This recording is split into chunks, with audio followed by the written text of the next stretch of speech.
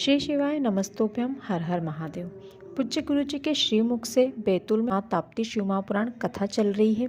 आज बैतूल में हो रही शिव महापुराण कथा का दूसरा दिन है। आज की कथा में गुरु जी ने जो भी नए उपाय, पत्र और जानकारी बताई है उनके बारे में इस वीडियो में आज आपको बताने वाली हूँ।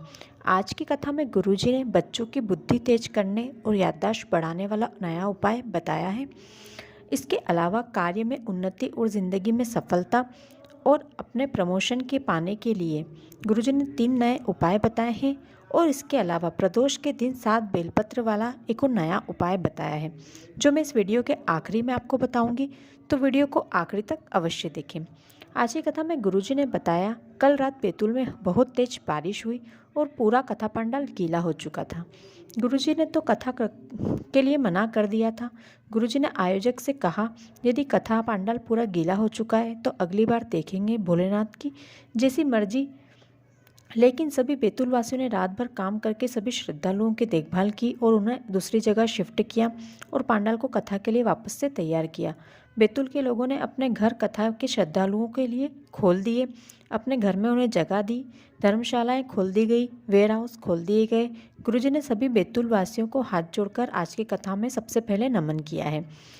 आज की कथा की पहली जानकारी, धर्मपत्नी को हर स्थिति में अपने पति का साथ देना चाहिए, चाहे उसका अच्छा समय चल रहा हो या बुरा समय चल रहा हो। हर परिस्थिति में धर्मपत्नी को अपने पति के साथ खड़े रहना चाहिए। अगली जानकारी, भगवान और गुरु में एक अंतर होता है। गुरु माल छुड़वा कर माला पकड़ाता है और भगवान माल पकड़वा कर माला छुड़वाता है। क्योंकि यदि भगवान से आप भक्ति मांग लेंगे तो भगवान को भक्त के चरणों का दास बनना पड़ता है, इसलिए भगवान आपको भक्ति से दूर कर देते हैं। जैसा कि गुरुजी ने बताया कि बैतूल में रात में बहुत तेज पानी आ रहा था। वह कथा पंडाल में रात में एक महिला जिसके 9 महीने का गर्भ था, प्रशासन ने उस महिला को बाहर निकालने की बहुत कोशिश की। उन्हें कहा कि आप गिर जाओगे, आप हमारे साथ चलो, हम आपको कहीं और ले जाकर शिफ्ट कर देते हैं। तो उस महिला ने बताया, मेरा पहले एक गर्भ गिर चुका था और डॉक्टर ने मुझे कह दिया था कि मुझे दोबारा कभी बच्चा नहीं हो सकता, मैं कभी माँ नहीं बन सकती। लेकिन मेरे शिव ने, मेरे बाबा ने मुझ पर कृपा करी और मेरी सुनी को भरी। मैं यहाँ से कहीं नहीं जाऊँगी, मैं बाबा के चरणों में ही रहूँगी। तब प्रशासन ने कहा कि अगर आपको या आपके बच्चे को कुछ हो गया तो कौन संभालेगा।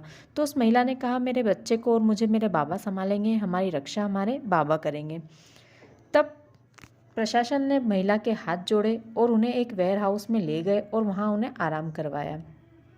आज की कथा की अगली जानकारी, जैसे हम मोबाइल लेते हैं और हम स्क्रीन गार्ड डलवाते हैं, कवर लगाते हैं, उसकी टेक केयर करते हैं, उसी प्रकार हमें भगवान ने शरीर दिया है तो हमें उसका भी ख्याल रखना चाहिए, ध्यान रखना चाहिए, वो दोबारा हमें नहीं मिलेगा। आज की कथा की अगली जानकारी, यदि किसी व्यक्ति ने एक लोटा जल अपने घर से ले जाकर यदि शिवजी पर चढ़ाया है तो वह व्यक्ति गलत रास्ते पर कभी नहीं जा सकता। महादेव उसका हाथ स्वयं पकड़कर रखते हैं और उसे सही रास्ते पर ले जाते हैं। आज की कथा की अगली जानकारी, स्कंद पुराण कहती है महादेव ने 2 कथा सुनाई है। पहली अमर कथा पार्वती जी को और दूसरी माँ ताप्ती जी की कथा उन्होंने अपने पुत्र कार्तिकेय जी को सुनाई है। आज की कथा की अगली जानकारी, 3 लोग बहुत किस्मत वाले होते हैं। पहला, जिसकी पत्नी उसकी बात माने, दूसरा, जिसके बच्चे उसकी बात माने, और तीसरा, जिसका पड़ोसी जिसकी बात का मान रखे, उनकी बात माने। यदि इन तीनों में से कोई भी आपकी बात नहीं मानता है तो आप बहुत ही। आज की कथा की अगली जानकारी, भगवान शिव को त्रिशूल कहाँ से मिला है, कहाँ से उस त्रिशूल का प्राकट्य हुआ, ये कथा आज गुरुजी ने सुनाई है। जब सूर्यदेव की पत्नी से उनका तेज सहन नहीं हुआ तब सूर्यदेव के ससुर जी ने सूर्यदेव के तेज को काटकर सुदर्शन चक्र, त्रिशूल और यमराज का कालदंड बनाया था और त्रिशूल और सुदर्शन चक्र महादेव को समर्पित किया गया। एक बार विष्णु जी ने 108 कमल पुष्प से महादेव की पूजा कर रहे थे। तभी एक पुष्प कम पड़ गया तो विष्णु जी ने अपनी एक आँख निकालकर महादेव को समर्पित करी। तब शिव प्रकट हुए और प्रसन्न हुए और विष्णु जी को वर मांगने को कहा। तब विष्णु जी ने शिव जी से उनका सुदर्शन चक्र मांगा।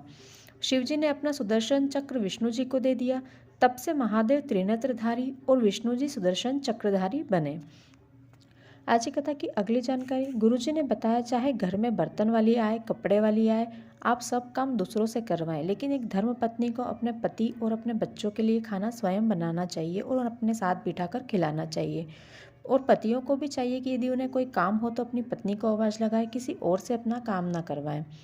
आज की कथा का पहला पत्र जो गुरुजी ने पढ़कर सुनाया, स्वाति जी ने नागपुर से लिखा था। वे लिखती हैं, गुरुजी, मेरी बहन के गर्भ में बहुत बड़ी गिठान हो गई थी। डॉक्टर ने हमें ऑपरेशन की बोला और गिठान की जांच करने के लिए बाहर भेजा और कहा कि ये बड़ी बीमारी होने की आशंका है। तो तब मेरी पड़ोसन ने मुझे पशुपति व्रत के बारे में और आस्था चैनल पर आने वाली आपकी कथा के बारे में बताया। मेरी बहन ने पशुपति व्रत करना शुरू किया और तीसरे व्रत के दिन उसने डॉक्टर के कहने पर एक बार फिर से जांच करवाई। जब जांच आई और डॉक्टर ने देखा तो डॉक्टर भी हैरान हो गए, क्योंकि उस जांच में गठान की स्थान तो था, लेकिन गठान गायब हो चुकी थी। अब मेरी बहन बिल्कुल ठीक है। हम बाबा को धोग लगाने यहाँ आए हैं। आज की कथा का दूसरा पत्र जया जी ने छिंदवाड़ा से लिखा था। वे लिखती है, गुरुजी, बाबा की दया का क्या बखान करूं। मैं टीवी पर 1 साल से कथा तो सुनती थी पर मंदिर नहीं जाती थी। किसी के कहने पर फिर मैंने मंदिर जाना चालू किया। रोज मंदिर जाती, जल चढ़ाती, बेलपत्र चढ़ाती और पशुपति व्रत भी किए। और मेरे 5वें पशुपति व्रत के दिन मैंने बाबा से मांगा, बाबा बहुत ज़्यादा कर्जा हो गया है, मेरी दुकान 2 साल से बंद पड़ी है, आप कृपा करें हमारा कर्जा चुकवा दें और हमारी दुकान चलने लगे, ऐसा आपकी कृपा करें। आप कहते हैं 3 महीने में बाबा कामना पूरी करते हैं, लेकिन बाबा ने हमारी कामना तो केवल 3 दिन में ही पूरी कर दी। हम धोख लगाने इस कथा में आए हैं।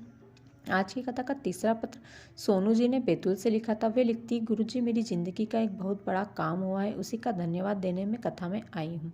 मेरे पैर में बहुत दर्द था, मैं चल भी नहीं पाती थी, घर के अंदर 2 कदम भी नहीं चल पाती थी, बहुत ज़्यादा तकलीफ होती थी। मैं कथा सुनती थी और एक बार आपने प्रदोष के दिन 7 बेलपत्र का उपाय बताया था, वो मैंने उपाय किया, बाबा ने मेरे ऊपर कृपा करी। आज मैं 5 किलोमीटर पैदल चल सकती हूँ और आज की कथा में मैं बाबा को धोग लगाने आई हूँ। आज की कथा में गुरुजी ने 5 नए उपाय बताए हैं। उसमें से पहला उपाय बच्चों के लिए बताया है। यदि आपका बच्चा पढ़ने में कमज़ोर है या फिर उस बच्चे की याददाश्त कमज़ोर है तो अपने बच्चे के सर पर माँ ताप्ती नदी का जल सुबह के समय छींटा डाल दीजिए, तो वो बच्चा विद्वान बनता है। उस बच्चे की याददाश्त बहुत प्रबल होती है, पढ़ाई में उसका हाथ कोई नहीं पकड़ सकता, आपको कभी उसको पढ़ने के लिए नहीं कहना पड़ेगा। आज की कथा का दूसरा उपाय, यदि आपका यश कम हो रहा है या आपका कोई काम अटक रहा है, आपको प्रमोशन नहीं मिल रहा है, तो शिवजी पर जल चढ़ाएं और जल छीलकर अपने लोटे में ले लें और फिर अपने हाथ की 3 उंगलियां उस जल में डालें और वो तीनों उंगली त्रिशूल पर स्पर्श कराएं और फिर से अपने लोटे वाले जल में वापस से अपनी तीनों उंगलियों को स्पर्श करा लें और उस जल को लाकर अपने घर में छींट दें या फिर आचमन कर लें। आपका यश बढ़ना प्रारंभ हो जाएगा। आज की कथा का तीसरा उपाय, यदि कभी आप शिव मंदिर जाएं और शिव जी का संपूर्ण श्रृंगार हो गया है, आपके पास फूलों की माला है और आप सोच रहे हैं कि वो फूल की माला यदि मैं शिव जी पर चढ़ाती हूँ तो उनका श्रृंगार बिगड़ जाएगा, तो उस माला को आप त्रिशूल पर चढ़ा दें या सिर्फ टांग दें। आपका यश बढ़ने लगेगा, आपकी उन्नति बढ़ने लगेगी। लेकिन ध्यान रखें कि शिव जी का संपूर्ण श्रृंगार उस वक्त होना चाहिए। आज की कथा का चौथा उपाय, यदि आप बहुत समय से एक जगह नौकरी कर रहे हैं और आपका प्रमोशन नहीं हो रहा है या फिर आप किसी कंपटीशन एग्ज़ाम दे रहे हैं और वो बहुत समय से क्लियर नहीं हो पा रही है, तो 7 बेलपत्र लें। अब उन 7 बेलपत्रों को त्रिशूल के तीनों कोनों पर एक एक करके छुआ दें, यानी कि बीच वाली डंडी बीच वाली पत्ती पर, उसके बाद त्रिशूल के दोनों आसपास की जो कोने होते हैं वो दोनों बेलपत्र के नीचे वाले दोनों पत्तों पर छुआना है। ऐसे ही आपको 7 बेलपत्र पर करना है। उसके बाद 7 बेलपत्र शिवलिंग में अशोक सुंदरी वाली जगह समर्पित कर दें। इससे भी आपके उन्नति के रास्ते खुलेंगे। आपका प्रमोशन नहीं हो रहा है तो आपका प्रमोशन हो जाएगा। यदि आप कोई कंपटीशन एग्ज़ाम दे रहे हैं और वो क्लियर नहीं हो रही है तो आपकी वो कंपटीशन एग्ज़ाम क्लियर हो जाएगी। आज की कथा का 5वां उपाय, यदि आपका व्यापार नहीं चल रहा है, नौकरी नहीं मिल रही है, तो केसर को घिसकर चंदन बना लें। अब 7 बेलपत्र लें और बीच वाली पत्ती पर ओम लिखें और नीचे के दोनों पत्तियों पर एक पार्वती के नाम का स्मरण करके बिंदी लगाएं और दूसरी पत्ती पर गणेश जी के नाम का स्मरण करके एक और बिंदी लगा दें। अब वो 7 बेलपत्र शिव जी को समर्पित कर दें। फिर थोड़ी देर बाद वापस उन बेलपत्रों को उठाकर ले आएं और अपने घर में आकर लाल कपड़े में बांधकर 1 महीना या तो अपने घर में रखें या फिर अपने व्यवसाय की जगह रखें। आपकी सभी परेशानियां दूर होगी, आपका व्यापार व्यवसाय अच्छा चलेगा। आपके घर में यदि कोई परेशानियां आए तो सभी परेशानियां समाप्त हो जाएगी। ये उपाय आपको प्रदोष के दिन प्रदोष काल में करना है। तो दोस्तों ये थी आज की कथा की कुछ विशेष जानकारियाँ, 5 नए उपाय और पत्रों की जानकारियाँ। यदि आपको आज का वीडियो अच्छा लगा हो तो वीडियो को लाइक करें, शेयर करें, साथ ही कमेंट में हर हर महादेव, श्री शिवाय नमस्तुभ्यम लिखना बिल्कुल भी ना भूलें। यदि आप बैतूल की कथा में आने का सोच रहे हैं और आप जानना चाहते हैं कि बैतूल की कथा में आप कैसे आ सकते हैं, तो इसका एक अलग से वीडियो मैं अपने चैनल पर डाल चुकी हूँ। आप वो वीडियो देख सकते हैं। यदि आप वो वीडियो देखना चाहते हैं तो मैं अपने इस वीडियो की डिस्क्रिप्शन में उसकी लिंक लगा दूँगी, आप वहाँ से उस वीडियो को देख सकते हैं। उसमें मैंने बैतूल में हो रही कथा की संपूर्ण जानकारी कि आप बस स्टैंड से कैसे कथा पंडाल जा सकते हैं, रेलवे स्टेशन से कैसे कथा पंडाल जा सकते हैं, कथा पंडाल में क्या क्या व्यवस्था है, ये सभी जानकारी मैंने उस वीडियो में कवर करी है। मैं पंडाल जाकर वो वीडियो बनाकर लेकर आई हूँ और आपको उसमें सभी जानकारियाँ मिल जाएगी। तो आप उस वीडियो को अवश्य देखें। धन्यवाद।